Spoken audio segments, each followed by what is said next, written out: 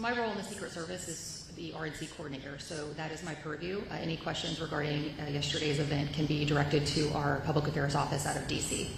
Right, I understand that this is the first time that we are, anyone in the Secret Service has publicly even spoken to the media since this happened. There was a press conference last night that the Secret Service was not at.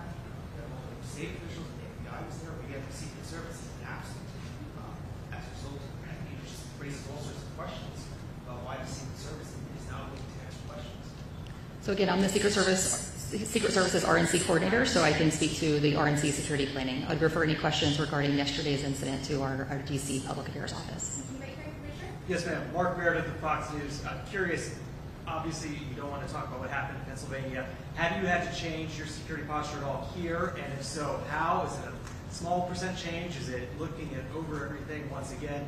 And then the follow-up question would be, just in terms of resources, I know you mentioned 18 months has been going into this. Do you feel like you've had all the resources you've needed to get to this point today, or do you feel like more can also be done? So as Mayor Johnson and Chief mentioned, this is a national special security event. That designation is the highest level of security designation that the federal government can determine.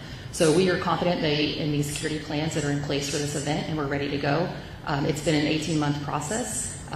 We've worked together over that 18 months to develop operational security plans for any and all aspects of security related to this event. But did it change within the last, and any change been made in the last 24 hours? We're not anticipating any changes to our operational security plans for this event. Thank you. Right here in the front in the orange dress. Okay. Mary Spacusa with Milwaukee Journal Sentinel. Wisconsin Governor Tony Evers told us a little bit ago that he is calling for the Secret Service to ban firearms, guns in the soft perimeter, not just in nicer forum. Is that something that the Secret Service is considering or is doing? I have not had any conversations regarding that, so I can't speak to that. Okay. He said that he had requested the Secret Service. Do you know if that request was actually made at this point? Or? I have not had any conversations regarding that, so I can't speak to that. Is the Secret Service currently anticipating or currently planning as it is right now? Anything in the soft perimeter is outside of our federal jurisdiction. Why should former President Trump, his family, and the convention goers have confidence in the U.S. Secret Service to secure this site here over the next 4 days after his life was nearly taken yesterday in Pennsylvania? So this event has been designated as a national special security event, which is the highest level of security for an event that can be designated by the government. So this is a whole of government approach. We've had an extensive planning process to include many organizations building out the operational security plans for any and all aspects of security related to this event. Have you had the resources you need? Yes, we are fully prepared and have a comprehensive security plan in place, and we're ready to go. CBS News. Why are you not expanding the perimeter? So we're confident in the current plan that we have. It is based off of technical assessments, protective intelligence, and we are continuously monitoring information related to the event. So we're confident in the plans that we have, and we're moving forward with those plans. And why are you not concerned that people can carry firearms within that soft perimeter? So again, the Secret Service inner perimeter is our primary jurisdiction, so I would defer any questions related to outside of that zone to my partners here on the stage. Yeah. So one of the things I've understood in regards to the inner perimeter, it's the largest inner perimeter that has been part of the convention, to my understanding. Maybe I have to get that clarified. And so that is one important point to be able to understand in regards to what that level of security about what the inner perimeter looks like.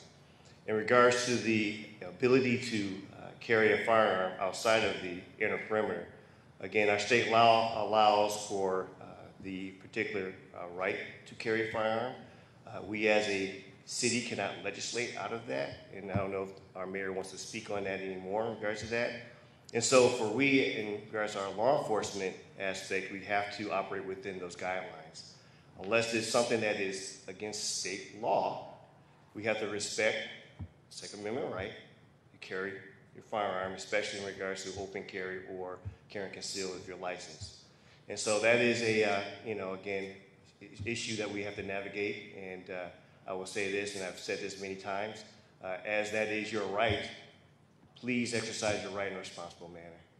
Please ensure that the behaviors that we would like to see for those with that responsibility aligns with that responsibility. The Milwaukee Police Department will not tolerate any particular behaviors outside of what is legally allowed in regards to that right.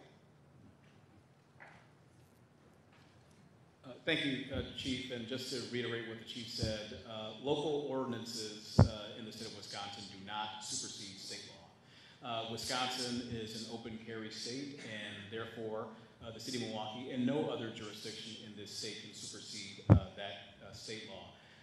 Folks should be aware, though, that proactively before the convention gets started, we did take action at the local level to ban items that we could ban. So we used our authority already at the municipal level to take that sort of security precaution that we were able to do. But in terms of banning weapons in the outer perimeter, that is not within our purview because of state law. Dan Simmons with the New York Times for the Secret Service. If there haven't been any changes to the overall security plan, have there been changes to the protection plan for the former president, his family, and other elected officials? So I'm the RNC coordinator, so I can only speak to the National Special Security event. The plans that we have in place will continue as is, and we're confident in those plans. Megan Almas with are there any new threats to for the RNC or to protesters, and how will you protect protesters who are in this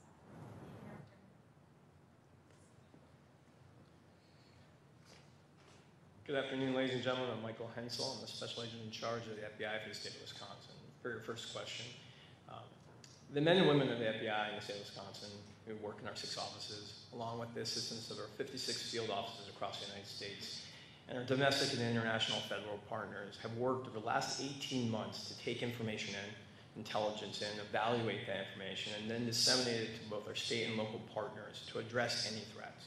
Currently, there are no known articulated threats against the RNC or anyone visiting the RNC. That's important because we also need the help of the public. If they see something during this time or feel uncomfortable with something, please let us know. Let your local law enforcement agencies know, or the FBI. 1-800 call the FBI. Can I just follow up? I'm sorry. We're going to go ahead and make sure the other questions. I just have for him. Did you have a follow-up? Next question? Right back there. Hi, before the ABC, for the Secret Service, just to be clear, did you or did you not make changes to the security plan based on the events of yesterday? There have been no changes to our current operational security plans for this event. Why not, given the fact the former president was the assassination? So again, this event is designated as a national special security event, so it is an 18-month process that involves all levels of government that are contributing to the operational security plans for this event. So we have an operational security plan that's built out for every area of responsibility related to any and all aspects of security related to this event.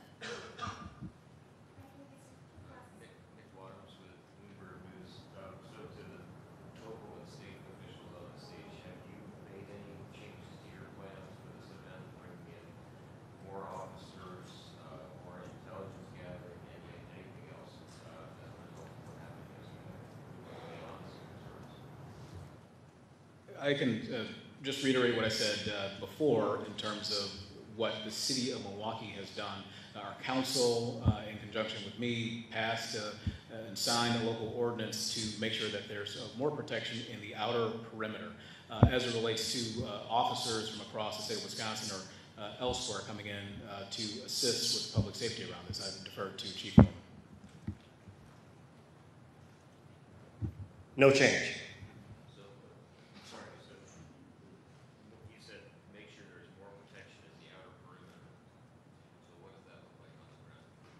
I'm sorry? What does that look like on the ground?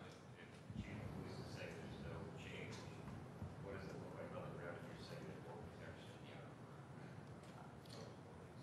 So the ordinance that I'm referring to that we had passed proactively at the local level, which is, by the way, the same ordinance, the same type of ordinance that we passed in preparation for the Democratic National Convention when it was to take place in Milwaukee in 2020 before becoming a mostly virtual event. is an ordinance that does not allow individuals to bring in into the outer perimeter hard items like cans, like bottles that are filled, other hard objects that can be used as projectile weapons and things like that.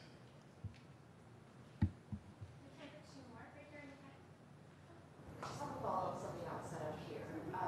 You said that there was no threats at the moment, there were no concerns, but I would imagine that was what the Secret Service and law enforcement thought yesterday as well. Are there changes to who you think or what you think the threat actors are, and are there any worries of copycats?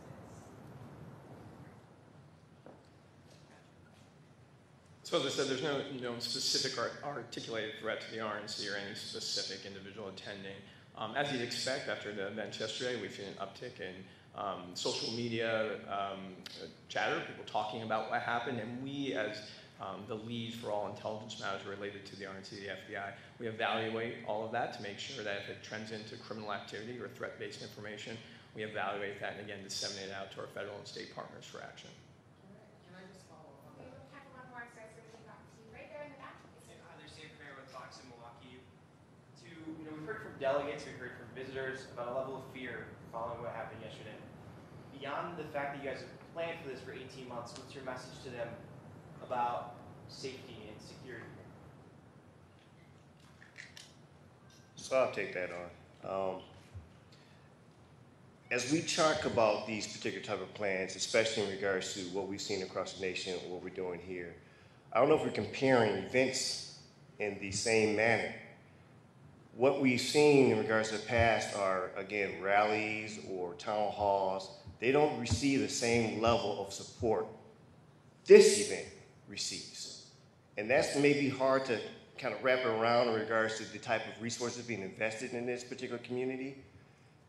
Again, we cannot talk about the operations of it, but as a leader in this community, I've seen the work.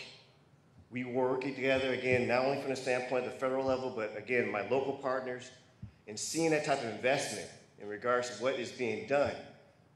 We are planning as much as we can plan in regards to what we know, and we're looking for what we don't know, but we are planned and actually ready with the resources. This is our community too. And looking at it from the standpoint of, I want to make sure that they understand we see you, we understand this is something of a concern, and we are ensuring that we're going to put the proper effort, the proper type of communication, which is why in this particular forum is why we're having it, to ensure that there is a communication from this collective group.